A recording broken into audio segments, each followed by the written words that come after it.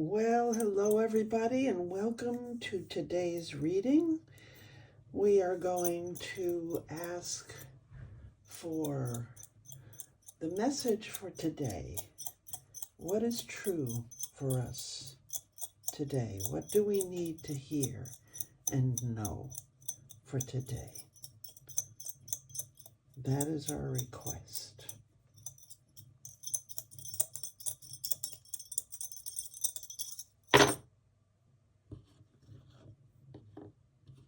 Looks like we start out with 3 tails. 1, 2, 3 tails. 3 tails. Well, let's open this up. I actually did a reading on Monday, but then I forgot to publish it. Oh, Lord, give me a break. So, since that moment has come and gone, I'm not going to publish it.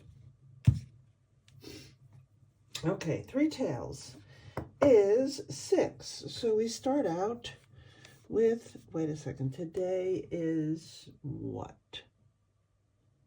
Today is Wednesday the 5th, I think.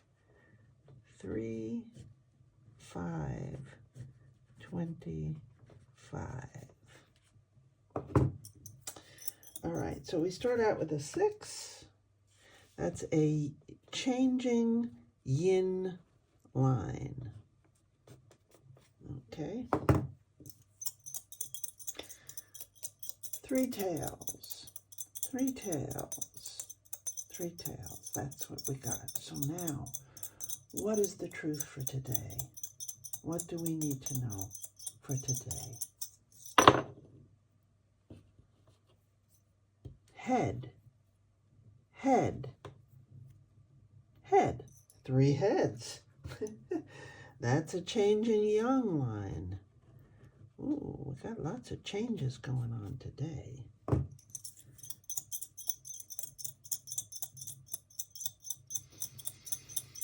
Okay, what is the truth for today? What do we need to know for today? Head, tail. Whoops, that flipped over. It was a head. 2 heads and a tail. Okay, that's an 8. That's an unchanging yin line. So this is the lower trigram. A solid line between 2 broken lines. Okay, what do we need to know for today? What is the truth for today? Tail, head, head. Once again, an unchanging yin line. I'm sorry if this makes this confusing. I should just do it on the side. In the future, I will do that. I realized I just looked at it and I thought, God, that's hard to tell. All right. Tail, tail, head. 2 tails and a head. That's a 7. That's an unchanging yang line. And our final line for what is our truth for today. Head, tail, tail. Okay, so this, that's the edge of the paper, I should do it on the other side, is our upper trigram. Okay.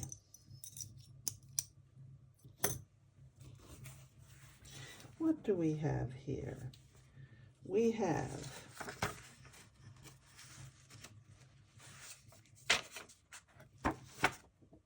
ta-dum.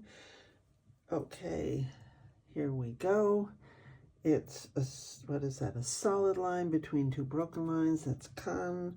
And the upper trigram is a yin line below two solid line. That's sun. So we go from kan to sun, and we get 59. Let's hope that's correct, because I made a mistake once, and I will probably make mistakes again in my life.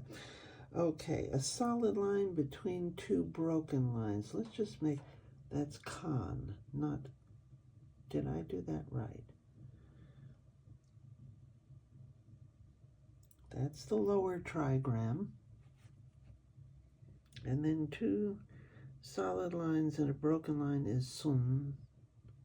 59. Whew, got that right. All right, so that changes and becomes, the broken line becomes a solid line. The solid line becomes a broken line. And then we have another broken line. This is the only one that changes. The upper one stays the same, so you have a broken line and two solid lines. Okay, so the lower trigram becomes a solid line and two broken lines above, and that's chin. And the upper trigram remains the same. Okay, that's two solid lines to sun. So, is this correct? Yes.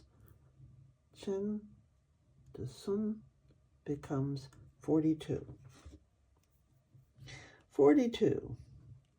All right. Let's look at hexagram number 59. Hello, 59.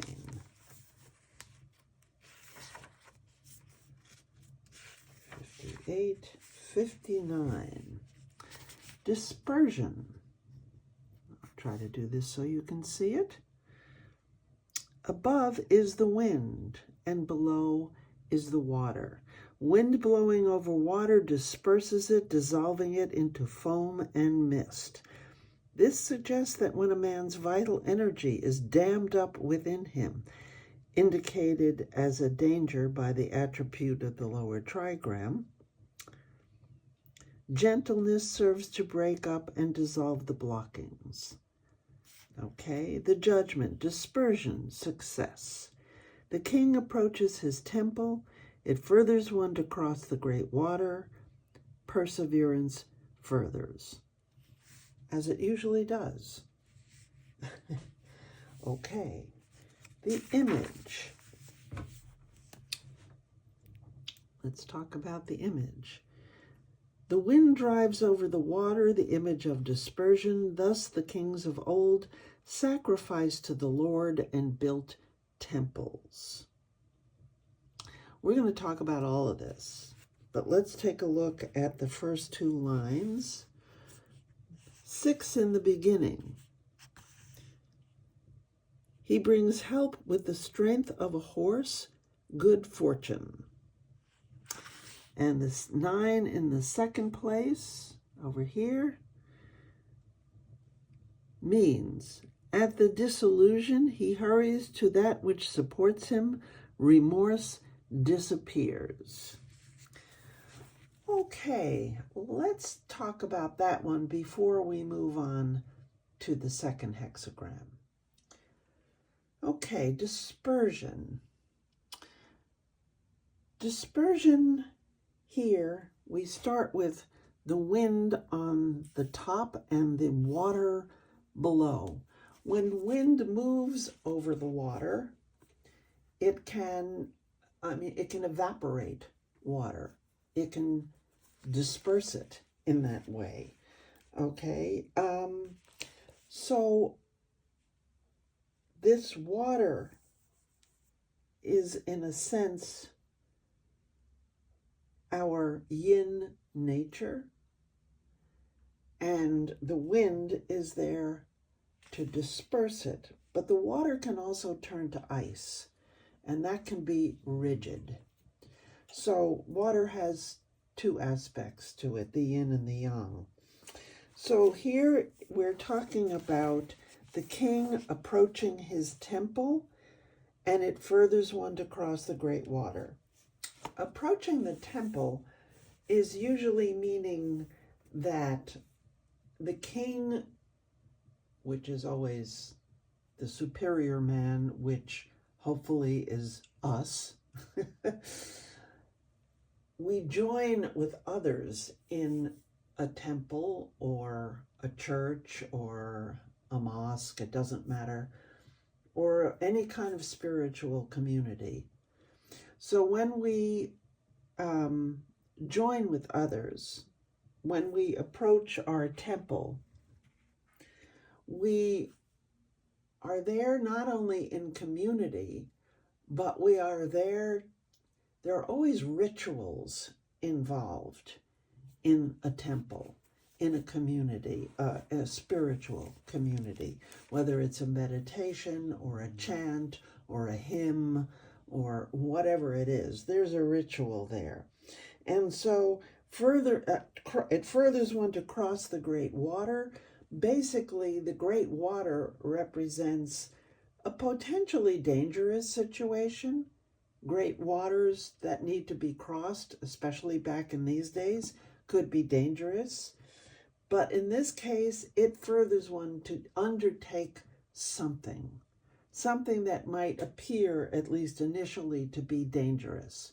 So it's telling us that with the appropriate behavior, which involves connection to community, a spiritual center, a religious center, whatever it is, meditation, whatever your choice is,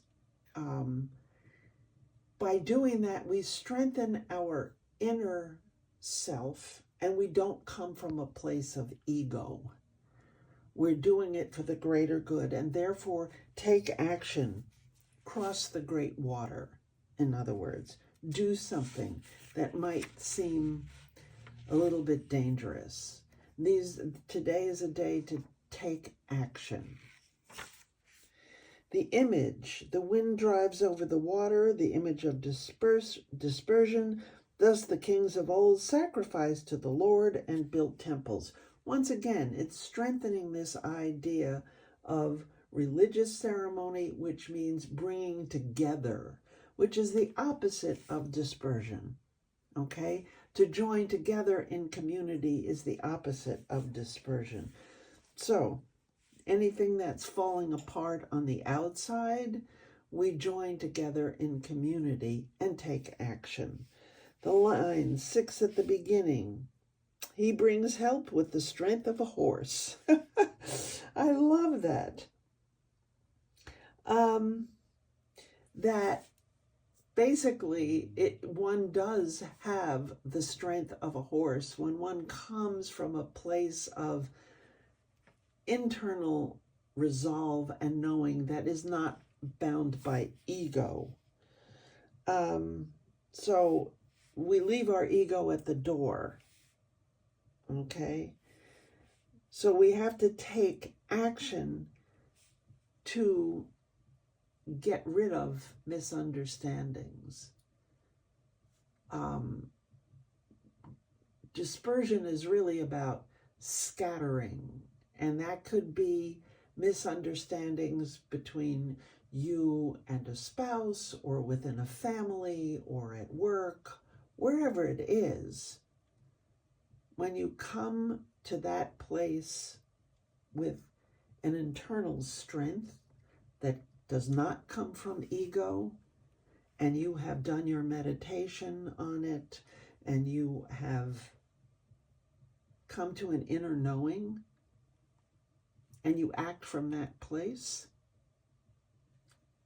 that's why they say good fortune here.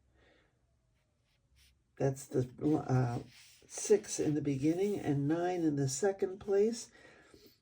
At the disillusion, he hurries to that which supports him. Remorse disappears. And once again, this is all about coming to community, a supportive community, and that way you don't have to regret. There is no regret. So that is today's reading, and that's the first hexagram, sorry. Let's move on to the second one, which is number 42. 42, that becomes number 42, which is increase. All right, let's read this one here. 42, increase. We have the wind up above still, and below thunder, which usually brings rain. The idea of increase is expressed in the fact that the strong lowest line of the upper trigram has sunk down. Okay. To rule is truly to serve. This conception also expresses the fundamental idea on which the Book of Changes is based. Sorry, I keep moving it around. To rule is truly to serve. If I tilt it somehow, it should not be so dark. The judgment, increase. It furthers one to undertake something. Yes, it furthers one to cross the great water. Once again. And then the image, wind and thunder, the image of increase. Thus the superior man, if he sees good, he imitates it. If he has faults, he rids himself of them. Yes, so this is really a furtherance of the idea of 59. But let's talk about it a little bit more here. The hexagram increase, number 42, comes after the hexagram of decrease, which is 41. And that's the way the Book of Changes flows, okay? If you have decrease, you will have increase. If you have increase, you will have decrease, okay? It's the yin-yang principle. One thing flows into the other. So this is increase, and it seems to me perfect timing since we're approaching spring, okay, a time of increase. And it goes on until the fullness of summer, which is the summer solstice. And then when things are at its height in the summer solstice, then things begin to decrease. It doesn't feel that way in the height of summer, but that's exactly what's going on. So this hexagram increase, it's speaking to, there's another thing that happens. There's, well, I don't want to get into that. It's how decrease changes into increase. And basically, increase is something that is, at this time, the superior man always sees good, he imitates it. If he has faults, he rids himself of it. That is without ego, without demanding to be right. And so there's a gentleness to this, the gentleness of the lower trigram, the yin of the lower trigram. And it's in harmony with the time, this time right now. So I hope this reading was useful to you, at the very least interesting, gives you something to think about, to explore, to question. If you have any questions or comments, please leave them below. And as always, please subscribe, hit the like button and subscribe. It helps me, it helps the channel, it helps other people who you don't even know. Because when YouTube sees more people liking and subscribing and commenting, YouTube shows it to more people. And who knows who's out there that might need to hear this message today. So thank you very much, and I will see you next time. Bye-bye.